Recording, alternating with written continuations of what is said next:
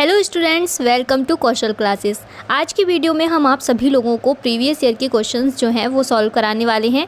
प्रथम सेमेस्टर के जितने भी स्टूडेंट्स हैं, प्रथम सेमेस्टर के सभी स्टूडेंट्स को बता दूं कि आपका जो पेपर है शिक्षण अधिगम के सिद्धांत, इसके सभी क्वेश्चन यानी कि 2016 से 2023 तक आपके जितने भी पेपर हुए हैं उन सभी के अति लघुत्तरीय प्रश्नों को आज की वीडियो में हम लोग सॉल्व करने वाले हैं।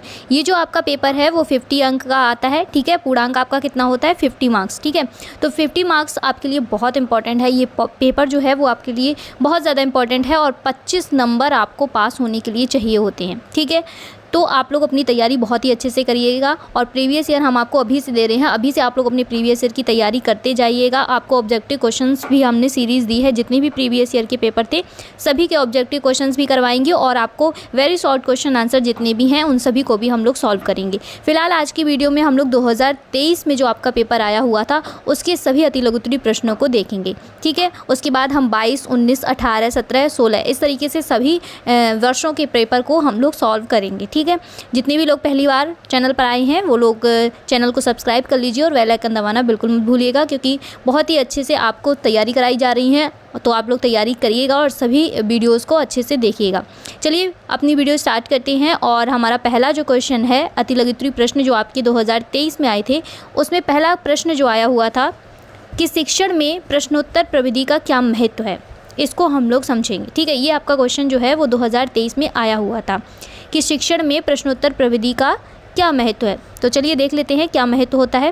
प्रश्नोत्तर प्रविधि शिक्षण में एक महत्वपूर्ण भूमिका निभाती है, ठीक है।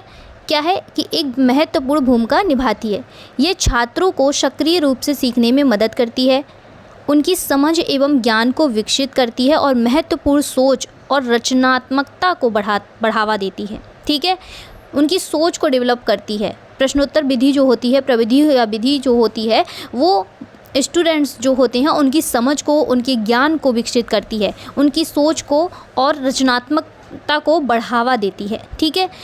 तो चलिए नेक्स्ट क्वेश्चन देखते हैं। नेक्स्ट हमारा क्वेश्चन क्या है कि बहुस्तरीय कक्षा शिक्षण किसे कहते हैं।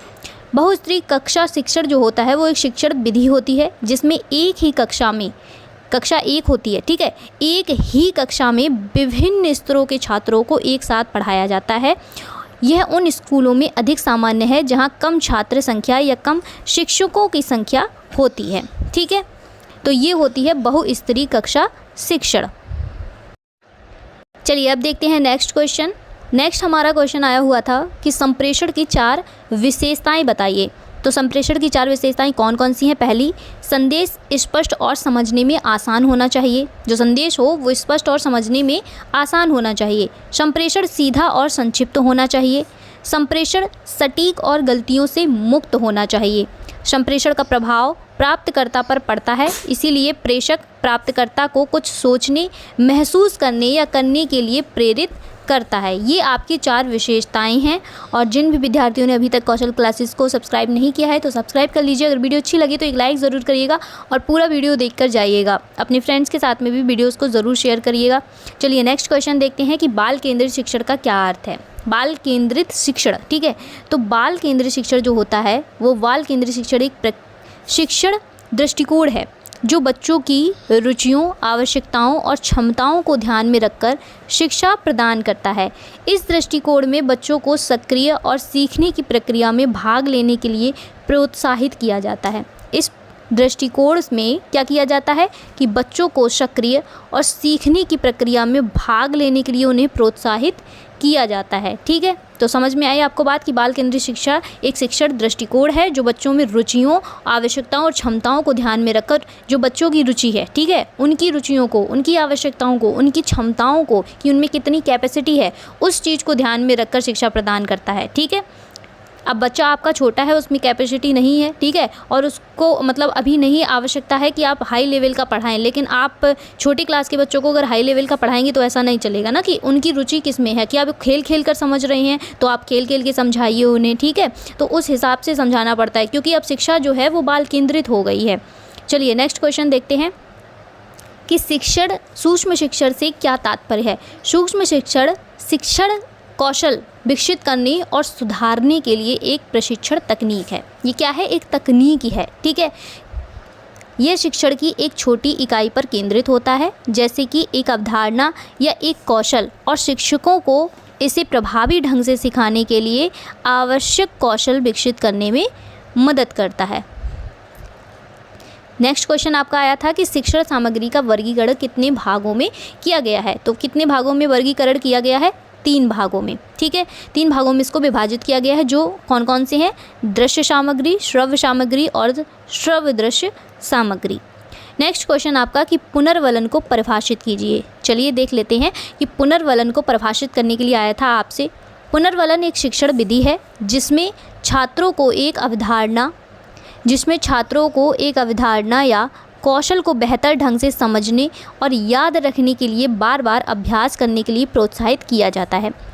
यह विधि इस सिद्धांत पर आधारित है कि सीखना दोहराने और अभ्यास से होता है। सीखना किससे होता है? दोहराने और अभ्यास करने से होता है। अनुदेशन का क्या आशय है, समझाइए। अनुदेशन का अर्थ पूछा गया है कि अनुदेशन आखिर क्या होता है। ठीक है, तो चलिए, अनुदेशन एक क्या है? प्रक्रिया है जिसमें ज्ञान, कौशल और व्यवहार को विकसित करने के लिए निर्देश और मार्गदर्शन प्रदान किया जाता है। यह शिक्षा का एक महत्वपूर्ण घटक होता है और इसका उपयोग विभिन्न प्रकार के संदर्भों में किया जाता है, जैसे कि विद्यालय और कार्यस्थल में। नेक्स्ट क्वेश्चन आपका आया था कि शिक्षण के अभिप्रेरणा सिद्धांत से आप क्या समझते हैं। तो शिक्षण के अभिप्रेरणा सिद्धांत से हम क्या समझते हैं कि शिक्षण के अभिप्रेरणा सिद्धांत के शिक्षार्थियों में सीखने की इच्छा और उत्साह को समझने और बढ़ाने का प्रयास करते हैं। क्या करते हैं कि सिद्धांत के जो शिक्षार्थी होते हैं उनके शिक्षार्थियों में सीखने की इच्छा और उत्साह को समझने और बढ़ाने का प्रयास करते हैं। ये सिद्धांत शिक्षकों को यह समझने में मदद करते हैं कि छात्र क्यों सीखते हैं। वे छात्रों को अधिक प्रेरित और व्यस्त रखने के लिए रणनीति विकसित करने में मदद करते हैं। नेक्स्ट हमारा क्वेश्चन है कि प्रशिक्षण कौशल के किन्हीं 2 घटकों के नाम बताने हैं। तो प्रश्न कौशल के 2 घटक कौन कौन से हैं? निर्माण प्रक्रिया, प्रस्तुतिकरण। निर्माण प्रक्रिया में क्या होता है कि प्रश्नों का निर्माण सरल विधि, सरल भाषा में होना चाहिए। प्रश्नों का आकार छोटा होना चाहिए और स्तर के अनुकूल होना चाहिए। प्रस्तुतिकरण में कि प्रश्न पूछते समय सभी छात्रों का ध्यान आकर्षित करना अपेक्षित है। प्रश्न पूछने से पहले छात्र को खड़ा नहीं करना चाहिए। जब तक आप प्रश्न ना पूछें तब तक छात्र को ना खड़ा करें। ठीक है, नेक्स्ट आपका क्वेश्चन आया है कि एलेन तथा रेयान के कितने शिक्षण कौशलों का उल्लेख किया गया है। तो इसमें 14 शिक्षण कौशलों का उल्लेख किया गया है। चलिए इनको भी देख लेते हैं सभी को। फर्स्ट आपका है स्पष्टीकरण, फिर बोधगम्यता, प्रश्न पूछना, उद्दीपन परिवर्तन। नेक्स्ट आपका प्रबलन, वैयक्तिक ध्यान, बोधगम्यता। उसके बाद आपका आता है प्रशंसा, निर्देश। नेक्स्ट देखते हैं समय प्रबंधन, अनुशासन, वर्ग प्रबंधन, मूल्यांकन। और 14 आपका है विभिन्न शिक्षण विधियों का प्रयोग। ठीक है, नेक्स्ट क्वेश्चन, प्रयोग प्रदर्शन विधि किस विषय के शिक्षण के लिए सर्वाधिक उपयोगी होती है। तो ये होती है विज्ञान विषय के शिक्षण के लिए। ठीक है, ये आपको याद रखना है किसके शिक्षण कि विज्ञान विषय के शिक्षण के लिए। नेक्स्ट क्वेश्चन है कि अपेक्षित अधिगम स्तर को परिभाषित करना है कि ये क्या होता है। देखिए, जो शिक्षार्थियों के सीखने के अनुभवों को अनुशासन, प्रभावी संचार और सकारात्मकता के साथ संचालित करने के लिए निर्धारित किया जाता है। यह शिक्षार्थियों को प्रेरित, सक्रिय और सीखने में व्यस्त रखने के लिए कैसा है? महत्वपूर्ण है। नेक्स्ट क्वेश्चन है शिक्षक केंद्रित शिक्षण के 2 दोष बताइए। दोष हमें बतानी है। ठीक है, पहला कि सीखने में छात्रों की सक्रिय भागीदारी की कमी। शिक्षक केंद्रित शिक्षण में शिक्षक ही ज्ञान का स्रोत होता है और छात्र निष्क्रिय श्रोता होते हैं। सेकेंड, व्यक्तिगत विभिन्नताओं की उपेक्षा करके शिक्षक सभी छात्रों को एक ही गति से और एक ही तरीके से पढ़ाता है। शिक्षक छात्रों की व्यक्तिगत विभिन्नताओं को ध्यान में नहीं रखता है। तो ये 2 दोष हैं। नेक्स्ट आपका है क्वेश्चन कि शिक्षण अधिगम सामग्री के रखरखाव में क्या सावधानी रखनी चाहिए। तो शिक्षण अधिगम जो सामग्री होती है उसके रखरखाव के लिए उनका भंडारण, मरम्मत एवं उपयोग करना चाहिए। ठीक है, ये आपके 15 क्वेश्चंस जो हैं वो आए हुए थे अति लघु उत्तरीय प्रश्नों में। नेक्स्ट हम देखेंगे 2022 का पेपर और ये हम देखेंगे नेक्स्ट वीडियो में। आज की वीडियो में हमने 2023 का पेपर सॉल्व किया है और सभी विद्यार्थियों से रिक्वेस्ट है कि आप लोग अपनी अपनी फ्रेंड्स के साथ में, अपनी अपनी क्लासमेट्स के साथ में इस वीडियो को ज़्यादा से ज़्यादा शेयर करिए और अभी से अपनी तैयारियों को करते जाइए कंटिन्यू। इसीलिए हम आपको प्रीवियस ईयर क्वेश्चन पेपर अभी से दे रहे हैं जिससे आपकी तैयारी बहुत ही बेहतर हो सके और पूरा सिलेबस भी आपका कंप्लीट कराया जा रहा है। मैथ्स की क्लासेस बहुत ही अच्छी चल रही हैं। मैथ की क्लासेस जिन लोगों को मैथ कमज़ोर है, वीक है या फिर डर लगता है, वो लोग मैथ की क्लासेस ज़रूर देखिएगा। आपकी सारी मैथ की क्लासेस ट्रिक्स के साथ में आपको पढ़ाई जा रही हैं। तो चलिए आज की वीडियो में इतना ही, मिलते हैं नेक्स्ट वीडियो में, तब तक के लिए नमस्कार।